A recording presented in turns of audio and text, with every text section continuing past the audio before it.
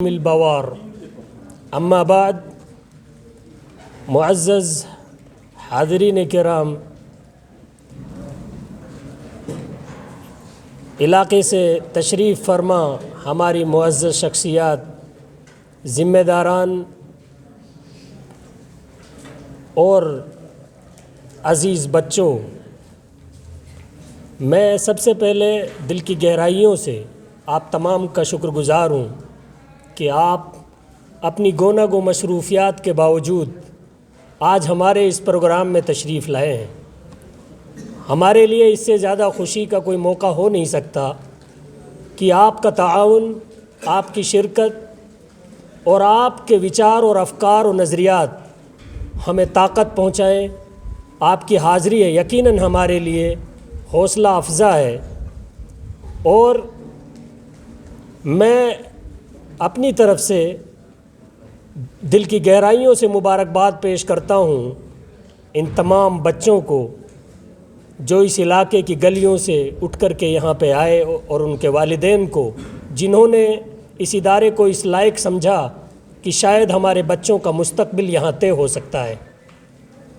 جیسا کہ مفتی سلیم صاحب نے اور ماسٹر نثار صاحب نے کہا کہ یہ بچے آج ہمارے لیے بچے ہیں، لیکن کل کہ یہ ہمارے مستقبل اور لیڈر اور رہنما ہوں گے انشاءاللہ۔ ضرورت اس بات کی ہے کہ ہم علم، تعلیم، ایجوکیشن اور تربیت کی اہمیت کو سمجھ لیں۔ اس کے بغیر کوئی بھی قوم نہ ترقی کر سکتی ہے اور نہ کسی باوزن عہدے کو پا سکتی ہے۔ تعلیم و تربیت کے لیے قرآن و احادیث کی بے شمار آیات کریمہ اور احادیث نبویہ شاہد عدل ہیں، اور قرآن مجید پورا کا پورا بھرا پڑا ہے۔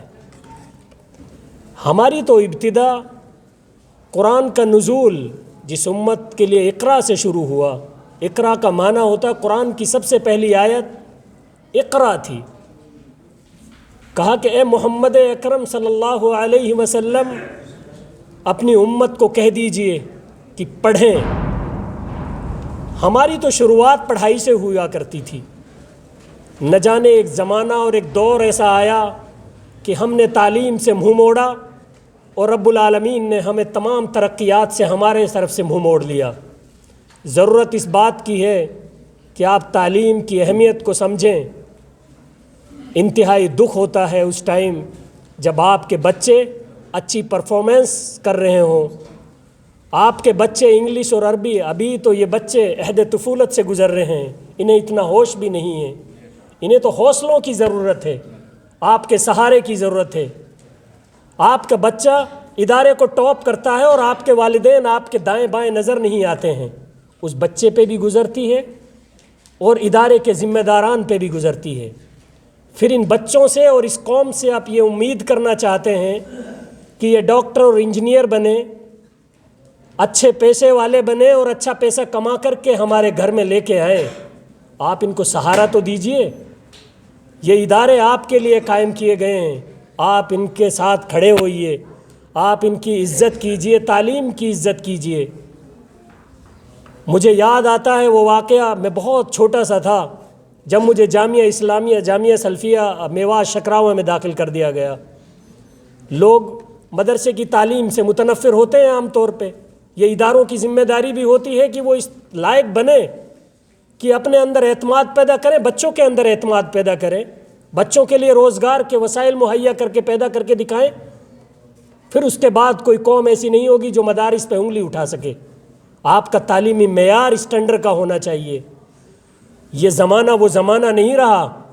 اب ضرورت اس بات کی ہے کہ اسلامی تعلیمات کے ساتھ ساتھ آپ کا بچہ عصری تعلیم سے بھی واقف ہو۔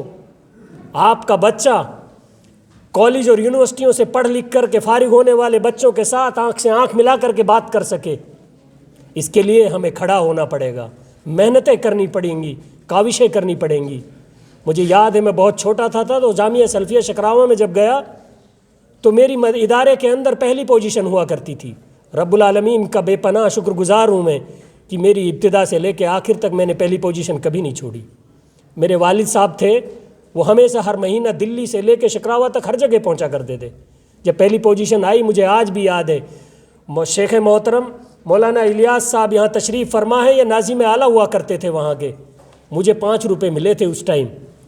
جب یہاں سے اناؤنس ہوا کہ محمد مبارک کو پورے ادارے میں پہلی پوزیشن حاصل ہے، جب میں پبلک سے نکلا تو مجھے 5 روپے 10 روپے کسی نے وہ دیے. مجھے آج بھی وہ دن یاد ہے. اور وہ 5 روپے نے مجھے یہاں تک پہنچایا کہ ہندوستان کی ٹاپ سے ٹاپ یونیورسٹیوں کو میں نے ٹاپ کر کے دکھایا. اور پھر انٹرنیشنل یونیورسٹی مدینہ منورہ میں رب العالمین کے دعا کے فضل و کرم سے میں وہاں تک پہنچا. صرف وہ 5 روپے تھے. آج ان بچوں نے جو تعلیم حاصل کی ہے، آج ان کے تقریری جو جوہر انہوں نے دکھائے ہیں، یقیناً ان کی حوصلہ افزائی جو آپ نے کی ہے یہ آپ کو 35 اور 40 سال بعد بھی نظر آئے گی. میں بہت زیادہ وقت نہیں لینا چاہتا. میں انتہائی شکر گزار ہوں اس ادارے کے ذمہ داران کا، ان کے بانیوں کا، یہاں کے اساتذہ کرام کا، اور اپنے عزیز بچوں کا کہ انہوں نے اتنی محنت لگن سے کام کیا، یہاں پڑھائی کی، تعلیم و تربیت کا ایک اعلیٰ نمونہ پیش کیا. 1 سال پہلے میں یہاں کہہ کے گیا تھا، تب تو یہ بچے اسٹارٹ ہی ہوئے تھے. 1 سال کوئی زیادہ وقت نہیں ہوتا. آپ لوگ جانتے ہیں کہ ایک وقت میں یہ بچے کیا کر پائیں گے. اس بیچ میں لاک ڈاؤن کا وقت بھی آیا اور حالات خراب بھی ہوئے. یہ اپنے گھروں پہ تھے، اساتذہ کو وہ پراپر ماحول نہیں مل پایا. اور ہمارا ابھی ادارے کا بھی بہت ساری چیزیں کمپلیٹ نہیں ہیں، ہم ان میں بھی مصروف رہے. انشاءاللہ ایک اچھا تعلیمی ادارہ ہوگا. آپ ہماری طرح، ہم نے اس ادارے کی بنیاد کا مقصد میں آپ کو بتا دینا چاہتا ہوں کہ یہاں سے جو بچہ پیدا ہوگا، جو فارغ ہوگا، انشاءاللہ وہ ہوگا جو اچھا عربک داں بھی ہوگا، صحافت کا ماہر بھی ہوگا اور کتابت کا ماہر بھی ہوگا. اور وہ ڈاکٹر اور انجینئر بننا چاہتا ہے تو کالجوں اور یونیورسٹیوں کا رخ بھی کرے گا انشاءاللہ العزیز. تو میرا یہ وعدہ ہے کہ ہم آپ کے بچوں کو بہترین کردار کے ساتھ سنوارنے کی کوشش کریں گے. آپ ہمیں بچہ دیجئے. ہم آپ کا تعاون آپ ہر موڑ پہ چاہتے ہیں، ہر جگہ پہ چاہتے ہیں. مجھے خوشی ہے کہ پچھلے 3 سالوں میں علماء کرام مدارس کی باؤنڈریوں سے نکل کر کے باہر آئے ہیں. مفتی سلیم صاحب یہاں موجود ہیں. انہوں نے اب تک دیکھا گیا کہ آپ لوگ ایک مدرسے کی باؤنڈری میں محدود تھے. آپ اپنی بات مسجد و مدرسے تک رکھنا چاہتے تھے صرف. حاصل کیا ہوا؟ قوم بہت پیچھے جا چکی ہے، دوسرے لوگ بہت آگے بڑھ گئے. یہ علماء کرام کی ذمہ داری ہے کہ سماجی برائیوں پہ بھی اٹیک کریں، ان کو اچھی زبان اور ادب کے ساتھ سمجھائیں لوگوں کو. آپ نے لیڈروں کو رہنما مان لیا، آپ پتہ نہیں کس رخ پہ چل پڑے. آپ کے بچے آج انہی کے پیچھے گھومتے ہیں. یہ دراصل ہم علماء کرام کی ذمہ داری تھی کہ ہم آگے بڑھ کر کے مورچہ سنبھالتے، لوگوں کو صحیح رخ اور دشا اور دشا دکھاتے. لیکن ہم نے وہ اپنا فریضہ انجام نہیں دیا تو دوسرے لوگ ظاہر ہے وہ میدان میں آ گئے. بہت سارے معاملات میں نے مفتی صاحب کو دیکھا، بہت سارے سماجی معاملوں میں وہ بولتے ہیں، آواز اٹھاتے ہیں اور قرآن و حدیث کے مطابق اٹھاتے ہیں. سب سے بڑی بات یہ ہوتی ہے کہ آپ قرآن و حدیث کا دامن اپنے ہاتھ سے نہ چھوڑنے دیں. آپ کی تعلیم و تربیت ایسی ہو کہ آپ کو پتہ ہو کہ آپ ایک اچھے انجینئر اور ڈاکٹر ہو تو اسلامی تعلیمات بھی کیا کہتی ہیں. آپ کو کون کہتا؟ آپ اس پورے علاقہ میوات میں دیکھ لیجئے، آپ اسلامی تعلیمات کو نافذ کرنا چاہتے ہیں. آپ کی بیٹی کو اگر بیمار ہو جائے، بیوی بیمار ہو جائے، آپ کے بچے کوئی خاتون بیمار ہو جائے تو آپ کو کوئی لیڈی ڈاکٹر نہیں ملتی ڈھونڈنے سے بھی. ہمیں ہر موڑ پہ کام کرنا ہے، ہمیں ہر مورچے میں جانا ہے، ہمیں ہر میدان میں علماء کرام کی ضرورت ہے، ڈاکٹروں کی ضرورت ہے.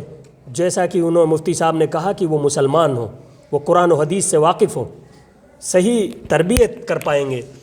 تو میں یہ امید کرتا ہوں کہ یہ ادارے کے ذمہ داران اور قابل مبارکباد ہیں عزیزم میرے دوست حکیم الدین صاحب، جو دن رات اس تگ و دو میں رہتے ہیں کہ اس ادارے کو کیسے ترقی کی راہ پر گامزن کیا جا سکے.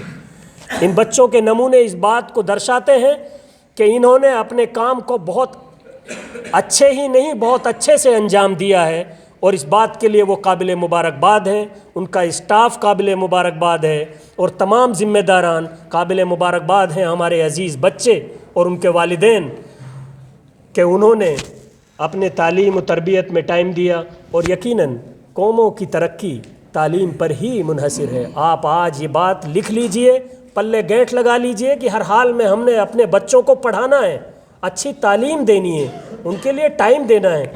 تاکہ یہ ترقی کر سکیں اور آپ بھی ترقی کر سکیں، علاقہ ترقی کرے، قوم و ملت ترقی کرے، یہ ملک ترقی کرے، اور ہمارا کردار اس ملک کی تعمیر و ترقی میں نمبر اول پہ ہونا چاہیے، جیسا کہ ہمیشہ سے رہا ہے۔ 1947 سے پہلے کا واقعہ، 1657 سے لے کے آج تک ہم نے اس ملک کے لیے قربانیاں دی ہیں۔ آج ہمیں یہ بتانا پڑتا ہے کہ ہم اس ملک کے باشندے ہیں اور ہمارا حق ہے اس میں رہنے کا۔ اس کی وجہ آپ کی جہالت ہے، علم سے دوری ہے۔ آپ نے اپنے آپ کو نہیں سنوارا، اپنے بچوں کو سنوارنا نہیں چاہتے، جس کی جو ذمہ داری ہے کلکم راعٍ وکلکم مسئول عن رعیتہ، کہ آپ میں سے ہر ایک ذمہ دار ہے اپنے گھر کا، اپنے باہر کا، اپنے بچے کا، اپنے آپ کا۔ آپ سدھاریے، اٹھیے۔ اللہ رب العالمین تو قرآن مجید میں کہتا ہے کہ وَأَنْتُمُ الْأَعْلَوْنَ إِن كُنتُم مُؤْمِنِينَ، جس کا مطلب یہ ہوتا ہے کہ تم ہی سربلند رہو گے، تمہاری خلافت، امارت، حکومت تمہارے ہاتھ میں ہوگی، لیکن ایک شرط ہے۔ وہ شرط یہ ہے کہ تمہیں مسلمان بن کر کے رہنا ہوگا۔ افسوس، صد افسوس کہ ہم مسلمان نہیں ہیں، اس لیے ہم سارے میدانوں سے پچھڑ گئے۔ بس ضرورت اس بات کی ہے کہ ہم سچے وقت کے مسلمان ہو جائیں۔ اور بہت بہت شکریہ، آپ تشریف لے کے آئے، آپ نے ہم کو اتنے وقت تک جھیلا، اور ہم قابل تمام کے تمام، آپ تمام کے تمام شکریہ کے مستحق ہیں۔ اور اللہ رب العالمین کا آخر میں شکر ادا کرنا چاہتا ہوں کہ من لم یشکر الناس لم یشکر اللہ، جو رب العالمین کا شکریہ ادا نہیں کرتا وہ کسی کا نہیں کر سکتا۔ تو آپ رب العالمین کے شکریہ کے بعد اب تمام ذمہ داران، قوم، جماعت، ملت کے تمام ذمہ داران قابل مبارکباد ہیں اور شکریہ کے مستحق ہے کہ آپ تشریف لے کے آئے۔ اور آخر میں شکر گزار ہوں حکیم صاحب کا کہ حکیم الدین صاحب نے اتنا ٹائم دیا۔ شکریہ، وآخر دعوانا الحمدللہ رب العالمین۔ السلام علیکم ورحمۃ اللہ۔